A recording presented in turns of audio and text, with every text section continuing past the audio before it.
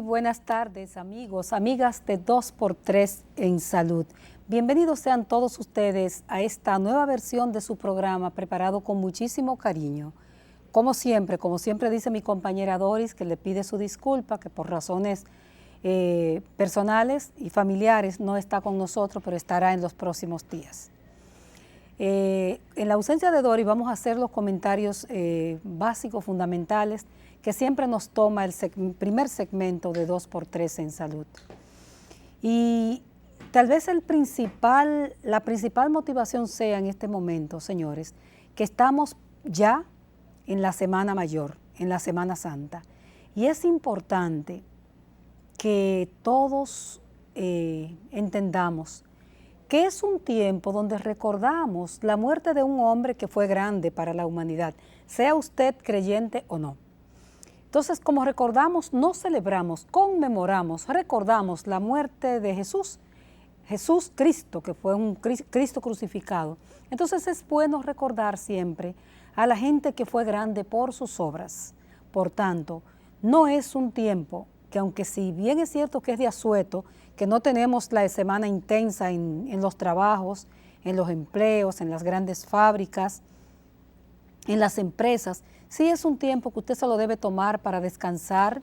Es un tiempo que si se queda en la casa, si se va a la playa, si se traslada al campo, es un tiempo para que usted descanse, piense que bastante falta nos hace, reflexione y no se dedique sobre todo al tema de beber, a dañar su salud con alcohol y con altas velocidades en la carretera. En estos días, las direcciones de los grandes hospitales de trauma del país han informado ya que tienen listas preparadas sus emergencias para las eventualidades.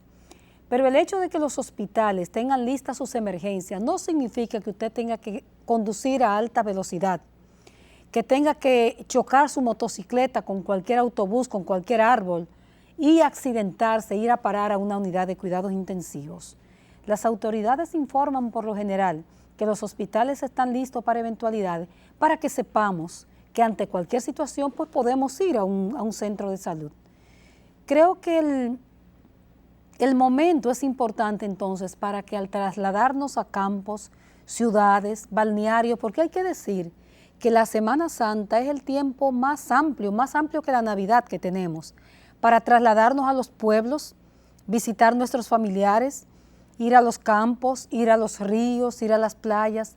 Lo que uno tiene que pedir a la gente es moderación, comedimiento. Cuando se come en demasía, eso tiene un impacto en la salud. Tiene un impacto en la salud, en nuestro sistema gástrico, en toda nuestra economía humana.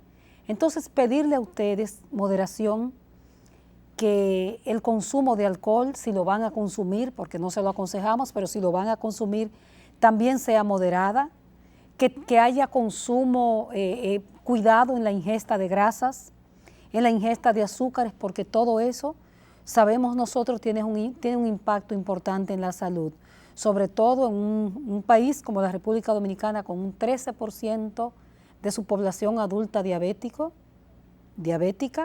y con más del 30, casi el 50% de la población dominicana con enfermedades cardiovasculares, hipertensión, que antepone a un montón de problemas cardiovasculares más. De manera que la principal motivación es esa en estos momentos de comentarios. Pedirle a ustedes que se moderen. El tema de la velocidad.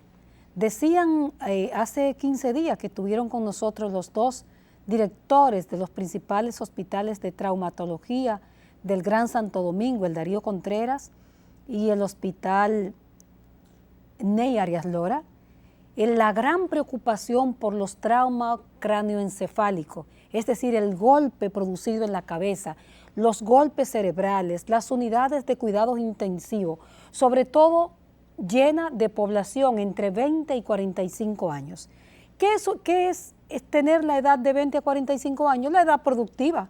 En esa edad es que usted tiene los hijos, en esa edad es que usted se casa, en esa edad es que usted produce para vivir. Entonces esa es la población que se tiene que cuidar, porque es la población activa en la República Dominicana y es la que produce riqueza. Con este comentario, que yo espero que lo sea asumido, porque está dado con toda la buena intención del mundo, es para que nos cuidemos en ese proceso. Yo me voy a ir a unos mensajes comerciales y hoy vamos a hablar, ¿por qué no también?, con un especialista sobre este sistema de salud de la República Dominicana y cuáles son las medidas que él recomienda, porque en mi caso yo soy una periodista especializada en salud, pero él es un médico. Entonces con él vamos a hablar sobre todo eso y para qué es este tiempo. ¿Qué les parece si volvemos, nos vamos a unos mensajes comerciales y regresamos entonces con la entrevista central de la tarde? 2x3 en salud.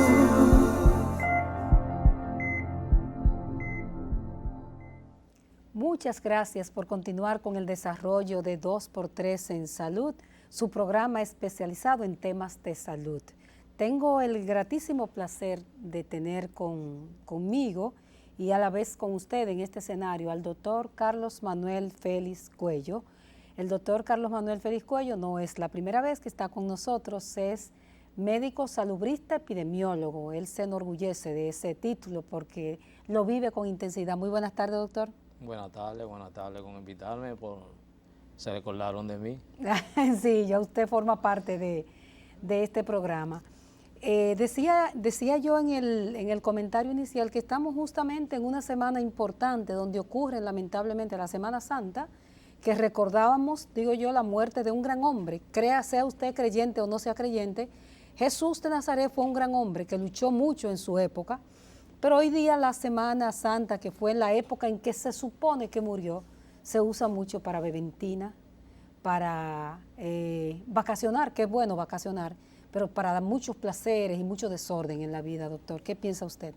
Bueno, sí, ya la Semana Santa ha sido desnaturalizada con relación al origen de esta época, en que se supone que es una época de recogimiento, de meditación, de que la gente que son creyentes asuman una política de valoración de lo que es la vida, de lo que es el sacrificio de Jesús.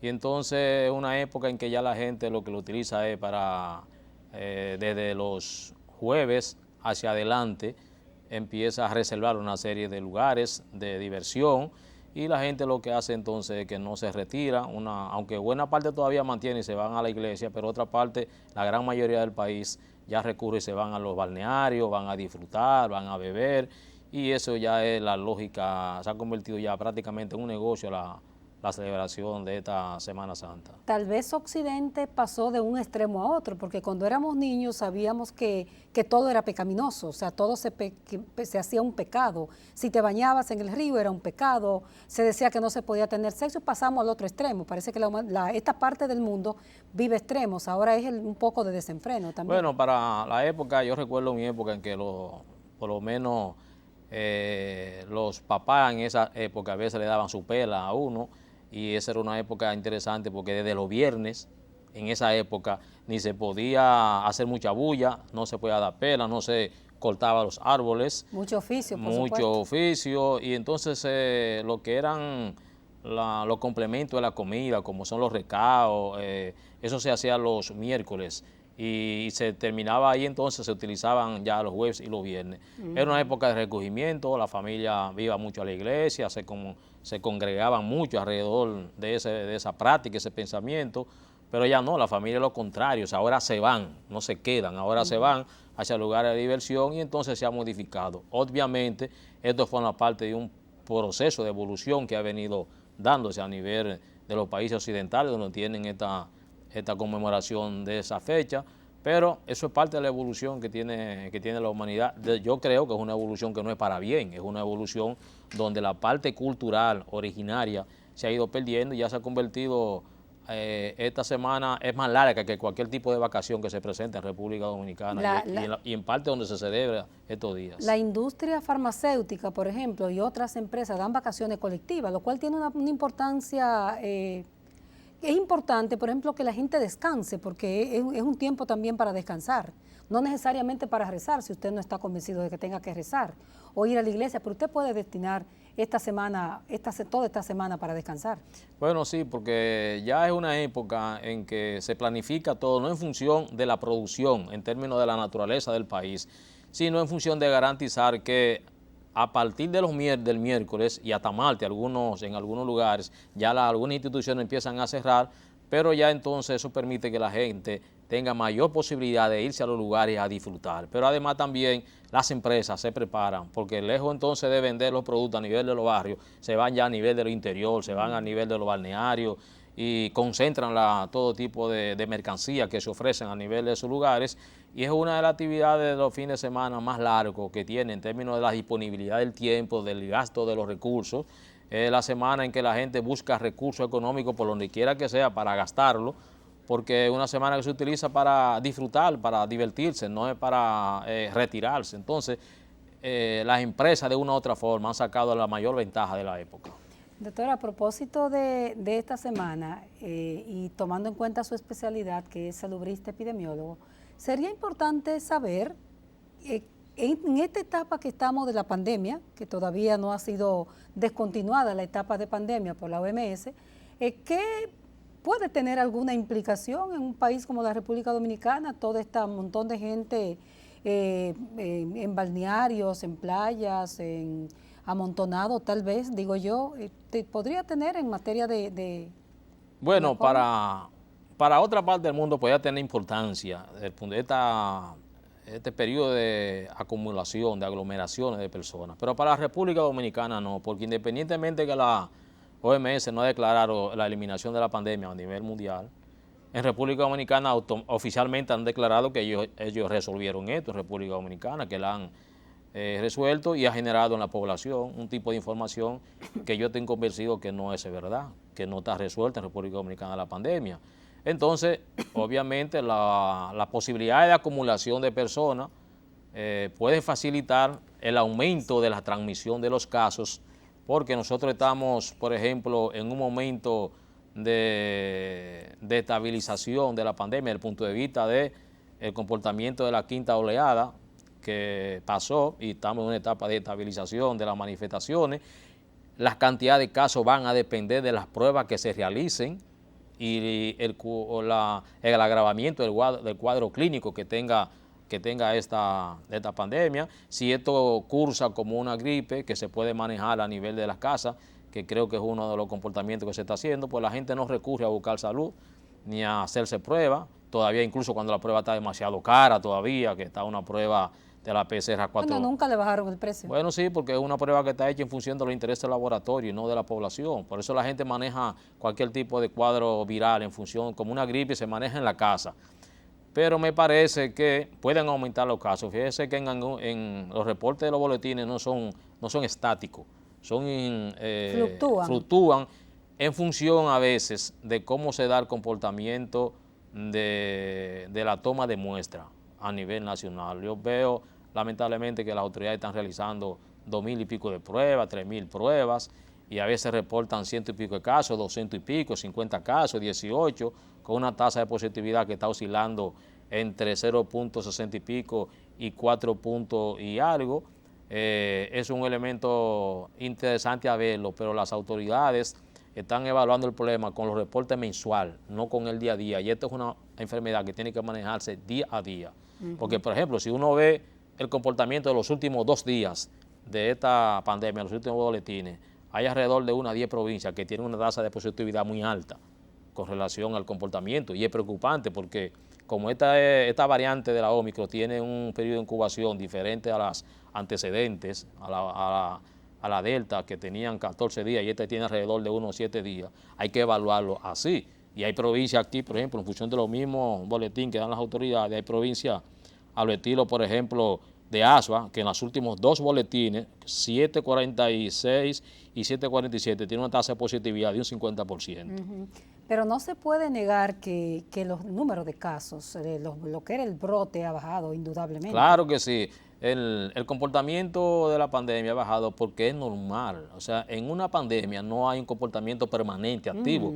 Hay una actitud de aumento hacia el pico, luego va bajando y se convierte en una etapa de estabilización de esa pandemia si no se genera otro tipo de brote. Nosotros estamos actualmente en la etapa de estabilización desde el punto de vista del comportamiento, pero hay que tener cuidado con eso, porque como tiene que manejarse este comportamiento del virus, no como los reportes mensuales, sino el día a día. Esto hay que verlo día a día, porque en un día usted puede tener que 3 provincias tengan una tasa de positividad por debajo incluso de 1, que significa un control de la pandemia. Pero al día siguiente se te presenta mucho por encima de 25, de 40, de 50%, y eso te da a ti un mensaje epidemiológico y sanitario de que usted tiene que tener cuidado, porque una pandemia, para usted poder determinar que ya está evidentemente controlada, tiene que tener alrededor de 3 meses por una tasa de positividad por debajo de un 1%.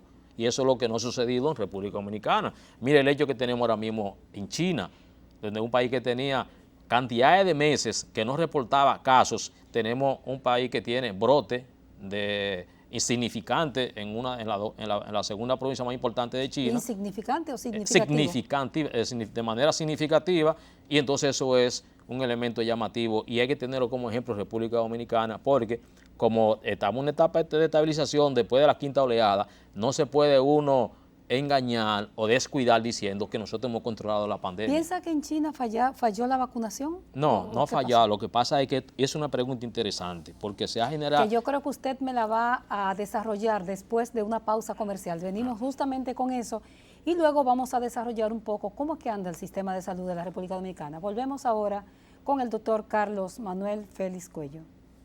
2x3 en salud.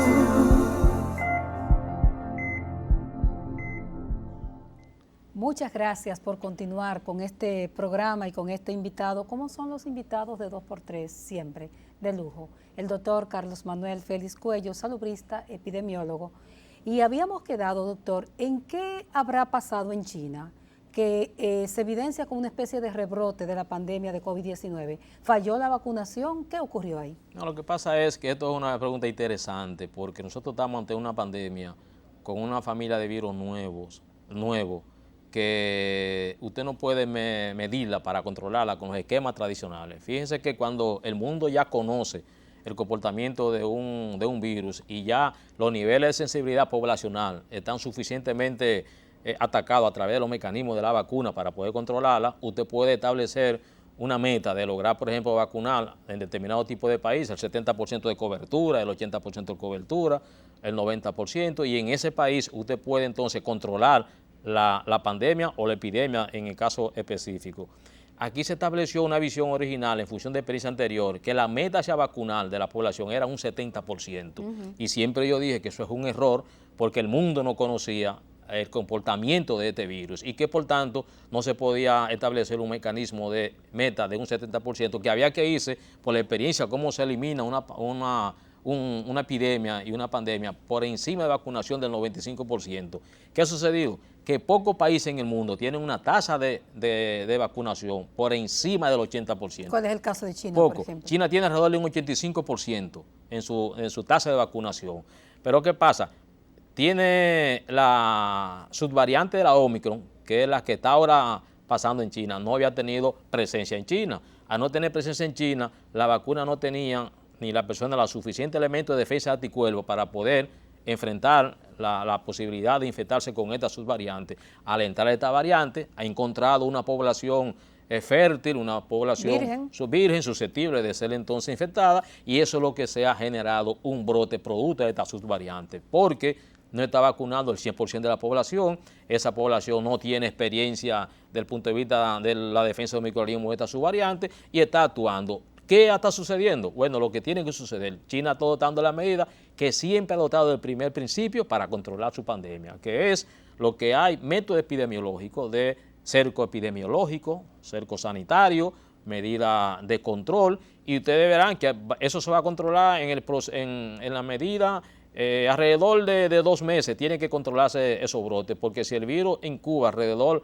esta variante de 1 o 10 días, con todas las medidas de precaución que se están desarrollando y la experiencia que tienen ellos ya, porque ya ellos tienen experiencia de brotes y de eliminar brotes, no quepa la menor duda que eso lo van a controlar, pero eso es una experiencia. En República Dominicana tenemos entonces el elemento aquí donde la cobertura de 2 dosis está por alrededor de un 56 o 57%, y con una dosis está alrededor de un 66%. ¿Qué significa eso? Que hay una población fértil que está disponible y susceptible para continuar la Omicron desarrollándose en República Dominicana. Por eso es que tanto, se nos ha perdido una cantidad enorme de vacunas. Bueno, eso es lo otro penoso que está pasando en el país, que desde el principio se planteó que la planificación para comprar en principio 32 millones de vacunas y después más vacunas sobre la base del incumplimiento que asumió la Pfizer y la AstraZeneca, y sobre todo la forma en cómo se asume el contrato para comprar las vacunas de Pfizer y AstraZeneca, que fue un contrato que viola la soberanía del país, porque es un contrato que le quita la autoridad al Estado dominicano para actuar desde el punto de vista legal y penal, en términos de demanda a nivel civil y penal, nacional e internacional, le quita todo ese derecho. Pero los pobres senadores seguro estaban tensos en medio de la pandemia, la crisis sanitaria, ¿no? Sí, lo que pasa es que esos senadores, es penoso que tengamos senadores esa característica, porque ellos ni leen eso. Ellos nada más le dicen aprueben y no saben ni la consecuencia.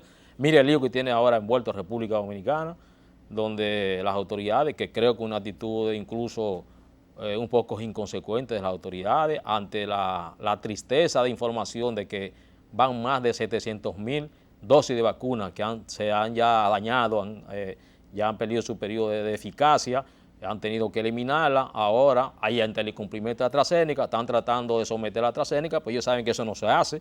Bueno, ya dijeron que no, que es un contrato bastante bien blindado y que no es posible demandar. Lo que han estado solicitando es que AstraZeneca, en vez de vacuna, entregue medicamentos. No, porque los contratos son contratos y se establecen justamente en función de lo que contiene el contrato.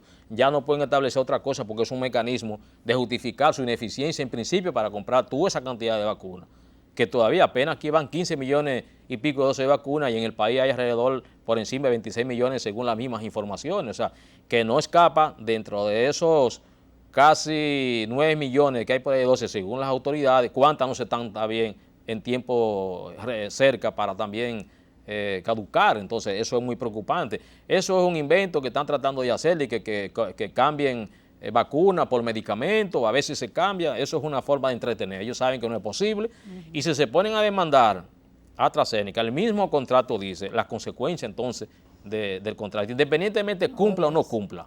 Qué penoso, de verdad, para para la República Dominicana. Doctor, con usted quisiéramos abordar una serie de temas, pero, por ejemplo, una investigación, un trabajo que hicieron ustedes en el Robert Reed, pero vamos a dejar ese aspecto para el último segmento del programa. Yo, mientras tanto, quisiera preguntarle, ¿cuál es la visión que tiene? El doctor Félix es un crítico y es un estudioso del sistema de salud dominicano. ¿Cuál es la visión que tiene sobre cómo está el sistema de salud de la República Dominicana? Por ejemplo, recientemente, dos periodistas, Bianco Martínez y Eli Helliger, denunciaron las grandes deficiencias de dos centros, del INDEN y del Moscoso Puello, y que prácticamente mandaron un periodista que bien estaba deteriorado, que iba a morir, pero que no fueron dignas las condiciones. ¿Cómo ve el sistema, la condición en que recibió atención en esos dos centros de salud?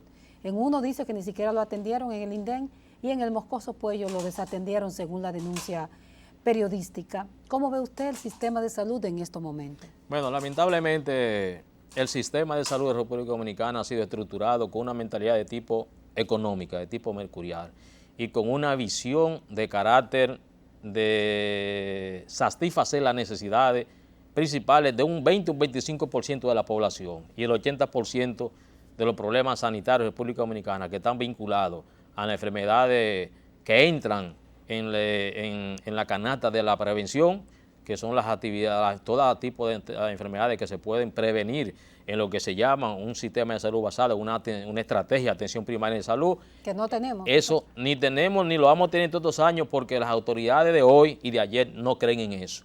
Lo plantearon ahí en el esquema de la Ley de Seguridad Social 87.1 y de la 42.1 como un elemento de exigencia de la banca internacional, como política de aplicar el modelo a nivel de todos estos países que se estaba implementando, y República Dominicana entró en esa dinámica en los últimos tiempos, a partir de la década de los 2000, independientemente de que ya ese proyecto y ese esquema de salud, ese modelo de salud había venido fracasando en los países donde empezó a aplicarse, Chile, Colombia, Venezuela, Argentina, todos esos países donde se aplicó el modelo. Llega aquí y se aplica con una visión de entrar de que por el primer nivel de atención primaria, y todo el mundo sabe que eso es una justificación para poder permitir todo ese financiamiento que se dio en la primera etapa de discusión de ese modelo hasta el día de hoy. Por eso el país no tiene una serie de estructuras a nivel nacional determinada y diseminada a través de las comunidades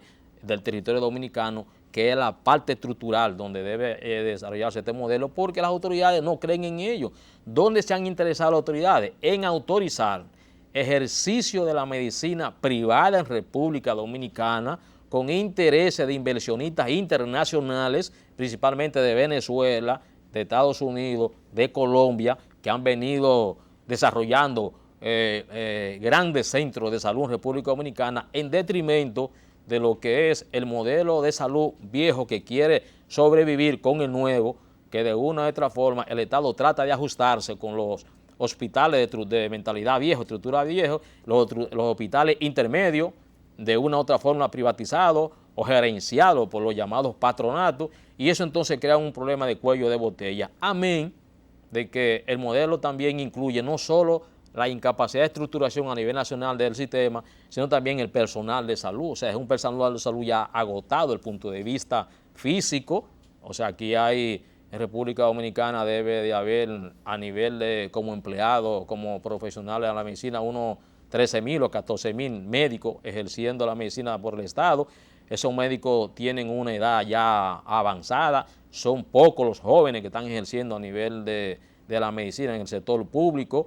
Se están yendo más al sector privado por la visión mercurial de la medicina, no la prevención preventiva, y eso también tiene muchas limitantes. Por eso incluso usted ve que centros de salud aquí de cualquier naturaleza vinculados al gobierno o semi-privatizados o dirigidos por patronato, el personal de salud, médico, enfermera o bioanalista trabaja en 2 y 3 lugares para poder suplir el personal en todos esos centros de salud. Entonces, pero eso es un problema sistémico. Sistémico, pero justamente eso es lo que supuestamente iba a resolver el sistema nuevo de seguridad social a través de la ley 87.1, más la 47.1, más la 123, que estaba vinculado a resolver el problema nacional y la visión de salud. Eso es lo que no se ha resuelto. A 20 años después, eso no se ha resuelto ni se va a resolver porque es que no se cree en eso.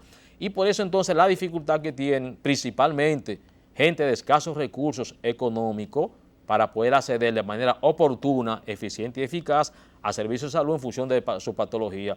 Y esas 2 personas que lamentablemente fallecieron recibieron las consecuencias de la naturaleza de los servicios deficientes. No, pero esos son 2 casos, 2 nombres que conocemos. Eso le pasa al dominicano todos los días. Sí, eso es general a nivel de los centros de salud, lamentablemente. Lo que pasa es que esos no son periodistas, esos no tienen un nombre público. Exactamente. Doctor, los centros... déjeme pedirle con su anuencia pasar a unos mensajes comerciales y cuando regresemos concluimos esa idea y vemos también el Estado dominicano como una visión faraónica de la salud, grandes estructuras. ¿Eso es salud?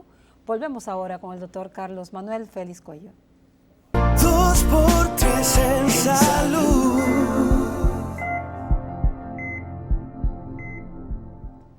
Gracias. Continuamos con el doctor Félix Cuello en este análisis, aparte para que usted se nutra un poco y también pueda enriquecer su conocimiento sobre lo que es el sistema de salud de la República Dominicana, que de una u otra manera todos lo vivimos desde que nos toca ser pacientes.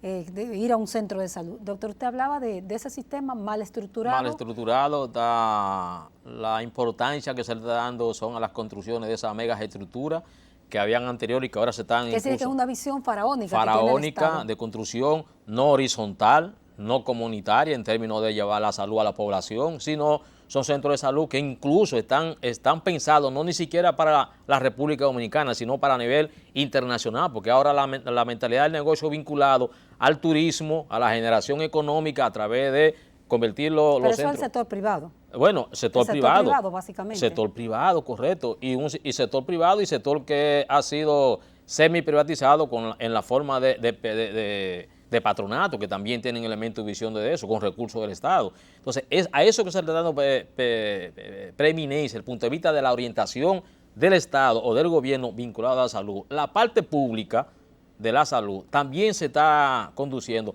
hacia las estructuras provinciales, no hacia la estructuración de la estrategia de atención primaria en salud. Y por eso, por ejemplo, la concesión original para desarrollar este primer nivel estaba visto donde el médico de familia era el elemento clave para ese tipo de primer nivel, donde se tenía concebido alrededor de la formación de 18.000 médicos de familia para empezar a desarrollar ese nivel. Sin embargo, el país, el gobierno, a través de las diferentes promociones de formación, lo que se llama la residencia del personal de salud, apenas al área de familia le dan una participación insignificante. Y lo que gradúan lo ponen a trabajar en los hospitales, dando consultas y haciendo servicios, en vez de ser parte de la estructuración a nivel comunitaria, lejos de la visión de salud. ¿Qué es lo que están haciendo las actuales autoridades? Tratando de gerenciar el esquema que encontraron. Y eso es lo mismo que están aplicando. Pero sobre la visión faraónica, usted se refiere mucho al sector privado, pero por ejemplo, la ciudad sanitaria Luis Eduardo Aybar no es sector privado y refleja a ella la visión que tiene el Estado de salud. Por ejemplo, ¿qué se decía el gobierno pasado? Y este gobierno no ha podido todavía entrarle a la ciudad sanitaria. ¿Qué se decía? Tendremos el hospital, yo lo recuerdo porque hice muchos reportajes de ese centro, el hospital más grande de la región.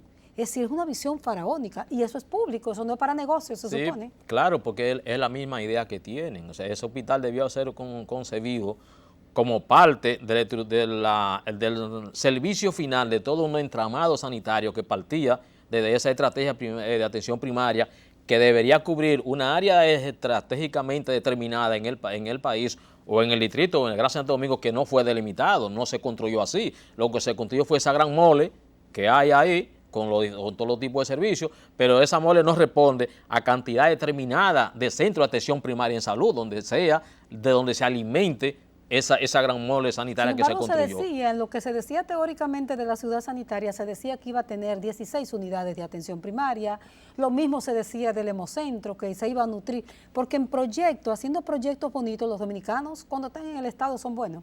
Lo que pasa es lo siguiente, en el fondo es que no se cree en ese modelo, porque si usted va a desarrollar un centro de salud, esos centros de salud, y tiene concebido, por ejemplo, el elemento de la estrategia de su desarrollo, usted empieza por abajo y termina arriba, porque así es que se va estructurando y así es que se va conformando para usted entonces brindar un servicio de salud acorde con la idea de entrar a un sistema de salud y un modelo sanitario con una estrategia de atención primaria en salud.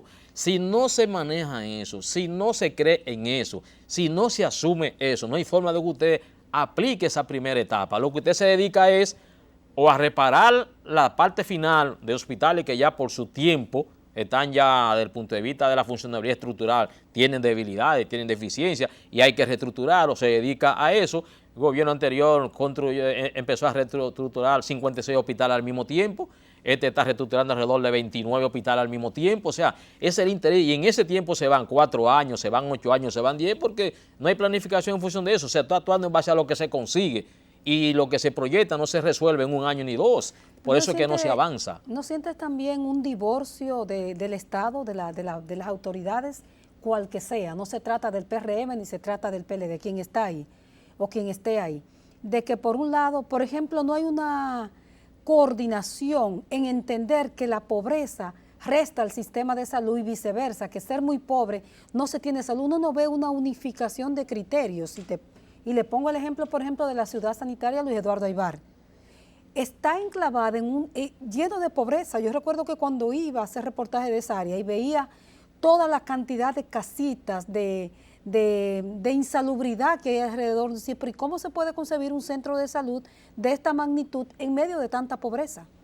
Porque eso forma parte de la visión gerencial y estructuralista que se tiene para conformar un centro de salud. Entonces, ahí hay un problema complejo. Lo importante de esto es la visión que se tenga para usted estructurarlo y ponerlo a funcionar.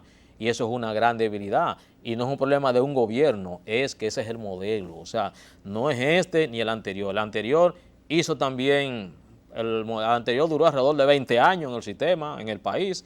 Estructuró parte superficial del trabajo desde el punto de vista de la salud. No desarrolló la estrategia de atención primaria, porque en el fondo es que no creen en eso, porque eso se enfrenta a intereses económicos en República Dominicana, y si usted desarrolla ese modelo, usted sabe que va a enfrentar intereses de todos los tipos. desde económico en el sector privado hasta el sector público vinculado a los médicos, que hay muchos médicos que tampoco creen en ese modelo, porque ese modelo no le permite desarrollar su mentalidad comercial que tiene desde el punto de vista económico, porque aquí hay que estar claro, aquí hay empresarios nacionales e internacionales que piensan en función cuánto me va a dejar un centro de salud que yo aplique, pero también hay médicos y hay personas de salud públicos que actúan en función, si yo voy a tener o no una jipeta, por determinado tipo de ejercicio en la medicina pública, porque se da de todo. Entonces, eso es un problema de visión.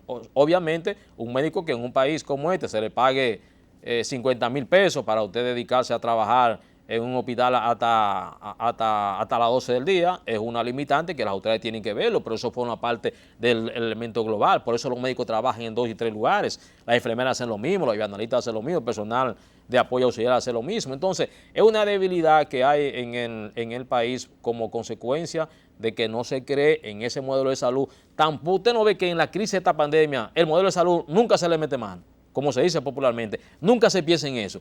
¿Y cómo usted va a resolver? Esta pandemia demostró que este sistema colapsó. Lo desnudó otra vez más, o sea, evidenció que lo que es. ¿Dónde resuelve el problema sanitario que tiene la República Dominicana? Lo resuelve a nivel de un 25%. ¿Cuál es el 25%? La gente que tiene capacidad económica para ante un problema de complicación de una determinada enfermedad. Aquí hay centros de salud, hay recursos humanos que tienen la capacidad de resolverlo, pero eso no es uniforme, eso no es horizontal, y eso es lo que demostró esta pandemia, lo que se demuestra independientemente con pandemia y sin pandemia, porque el problema del 80% de la República Dominicana es una situación de tipo preventiva, no es curativa. Aún así, doctora, hasta esa clase media alta, cuando se le presenta un cáncer, un familiar con un cáncer, se raja.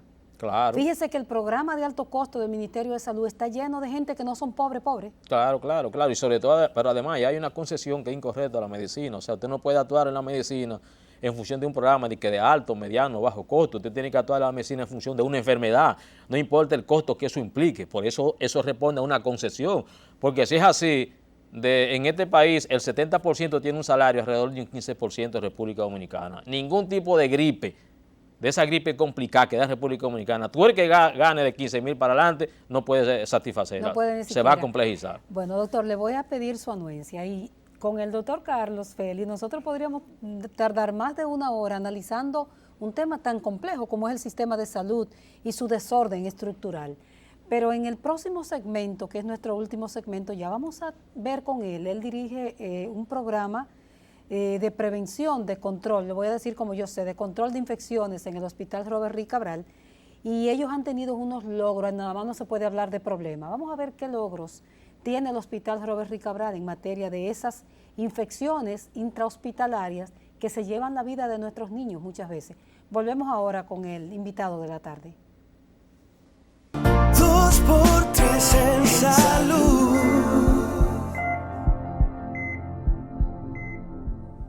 Gracias, muchas gracias por seguir ahí con nosotros, disfrutando todo este contenido de salud, doctor Carlos Félix. Usted dirige un programa en el Robert Reed Cabral que ha tenido unos logros importantes. Hablar de cosas positivas en materia de salud siempre es bueno, porque dejamos atrás muchos lastres y vemos cosas positivas.